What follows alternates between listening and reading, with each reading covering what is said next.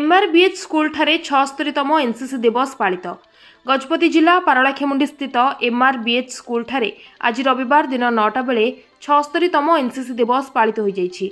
एही अवसर में मुख्य अतिथि भाव गोसाणी बीओ टी किशोर कुमार जोगदे पताका उत्तोलन करी एही कार्यक्रम शुभारंभ करथिले।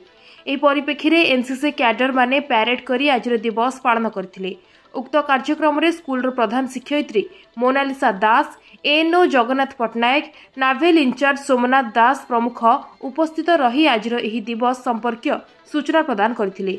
विद्यार्थी माने किपरि भावे निजर जीवनचर्या अतिबाहित करिवे, किपरि श्रृंखलित हेबे से शिक्षा एही एनसीसी कैडर होई परिबे बोली अतिथि माने निज अभिभाषण में प्रदान करथिले।